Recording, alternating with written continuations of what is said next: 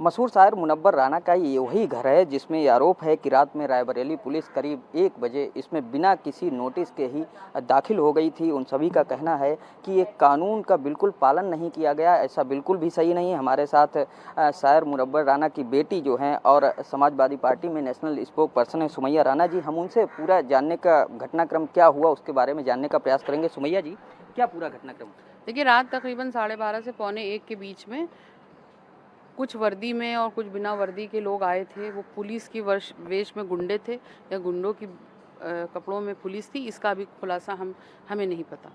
दूसरी चीज़ ये कि जिस तरीके का उन्होंने बर्बरतापूर्ण रवैया किया यहाँ पर आकर के, मैं फिर कहूँगी कि आप एक प्रतिष्ठित घराने में आए थे और सिर्फ प्रतिष्ठित ही नहीं, पूरी दुनिया में अपने देश का नाम अपनी लेखनी अपनी कलम से जिसने रोशन किया हो, आप उसके घर में इस तरीके से दाखिल होते हैं जैसे आप किसी हिस्ट्री शीटर, किसी आतंकवादी के घर में दाखिल हो रहे हैं। और ये यूपी पुलिस का ये नया कोई रुख नहीं है। हालांकि ये इन्होंने मेरे साथ भी किया था। जब ये मुझे एक महिला को हाउस अरेस्ट करते हैं तो ये पूरी छावनी में तब्दील कर देते हैं। तो मैं यहाँ पर सवाल सबसे बड़ा जो खड़ा होता है कि अगर हम सुरक्षित नहीं हैं इनकी बर्बरता से, उत्तर प्रदेश में पुलिस से, तो फिर आम जनता का ये क्या हाल करते होंगे, ये एक बहुत बड़ा सवालिया निशान है। उसके अलावा मैं ये बात करना चाहती हूँ कि अगर आपको कोई तफ्तीश थी, आपको कोई बात करनी थी, तो आप आने के बाद आप उस चीज़ की बात करते। अगर आपके काम में, पुलिसिया काम में अगर हम बाधा डालते, तब आप वो एक्शन लेते जो आपने आते ही बिला वजह किया। एक चीज़। दूसरी चीज़ जो सबसे बड़ा सवाल ये है कि आपके साथ महिला कांस्टेबल क्यों नहीं थी? उसके बाद आपने आकर के क्या संबंधित थाने को सूचना दी थी? और अगर दी थी तो उसका कोई अधिकारी आपके साथ क्यों नहीं था? सुमैया जी, ये भी आरोप है कि क्योंकि प्रॉपर्टी का कोई मैटर है तो तबरेज ने अपने ऊपर खुद ही गोली चलवाई। पुलिस का कहना है इसके प्रूफ हैं, उसके बाद ही हम यहाँ पर आए थे। ठीक है, तो पुलिस को ये बात यहाँ पे बतानी थी? पुलिस ने तो आने के बाद कोई बात ही नहीं की है। और रही बात अपने ऊपर गोलियां चलाने की, ये जिस हवाले से ये सवाल जवाब दे रहे हैं, तो पुलिस अपनी कस्टडी में रख करके तो मुर्दे से क्या क्या बुलवा लेती है, ये तो फिर भी जिंदा इंसान की बात है। लास्ट बात यह है सुमैया जी, क्या आप क्योंकि सपा में स्पोक पर्सन हैं और कहीं बदले की भावना से सरकार की इस कार्रवाई को ठहराती हैं? देखिए, बिल्कुल। जब से मेरा मामला CNRC में हुआ था, उस वक्त से पुलिसिया जो कार्रवाई रही है शुरू से, 17 जनवरी 2020 से लेकर और आज तक पुलिस प्रताड़ित करती आ रही है, किसी न किसी रूप में प्रताड़ित करती है।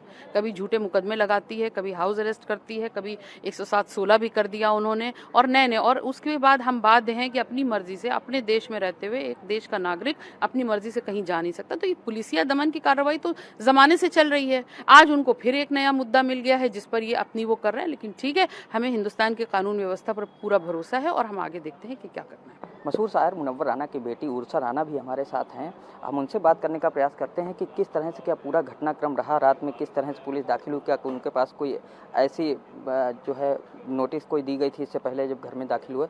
उर्सा जी, क्या था पूरा मामला? देखिए, जैसे हमें खबर मिली, मैं अपने घर में, हम थोड़ी देर पहले ही घर गए, बस हम पहुंचे हैं और एकदम से फ़ोन आया कि पुलिस घुस गई। जिस वक्त मैं घुसी, क्योंकि मेरा घर यहाँ से मुश्किल से 5 से 10 मिनट का रास्ता है, तो जब हम घुसे हैं तो पुलिस जो है वो यहाँ से समझ लिए, और सिविल ड्रेस में थे कुछ लोग, और यहाँ से वहाँ तक ही पुलिस थी। और बच्चियाँ, मतलब मेरी भांजियाँ, सब लेटी हुई थी। आप बताइए, बिना वारंट के आप रात के 1 बजे किसी के घर घुस सकते हैं, और सम्मानित परिवार हैं, कोई आतंकवादी परिवार नहीं है।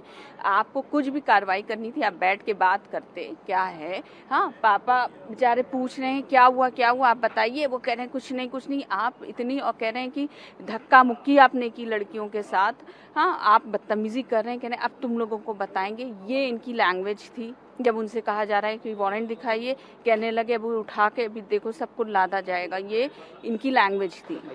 कोई महिला पुलिस नहीं आई थी, वीडियो भी है, और धक्का मुक्की की, मेरी भांजी का मोबाइल तक छीन लिया उन्होंने क्योंकि वो वीडियो बना रही थी। उर्सा जी, एक और ये सवाल है कि जो है सुमैया जी जो आपकी बहन है वो समाजवादी पार्टी की नेशनल स्पोक पर्सन है, आप महिला कांग्रेस में उपाध्यक्ष हैं, तो क्या लगता है कि कहीं न कहीं एक सपा में हो गई, आप कांग्रेस में हो गई, तो सरकार जो है वो बदले की भावना से कार्रवाई कर रही है कुछ? नहीं, देखिए, सरकार को हम क्या कहें, सरकार की बात नहीं है, बात यहाँ प्रशासन की है, क्योंकि प्रशासन गुंडागर्दी कर रही है ना।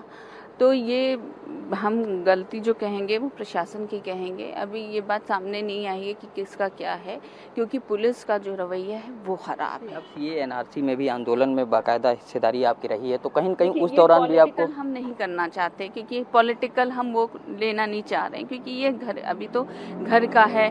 फिर है ना, कैसे क्या हालात होते हैं तो ये कहना अभी जल्दबाजी होगी ना।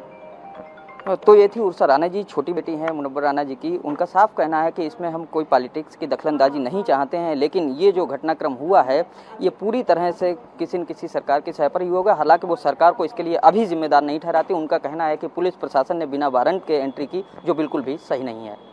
वीडियो जर्नलिस्ट धीरज कुमार के साथ अखिल पांडे, ईटीवी भारत, लखनऊ।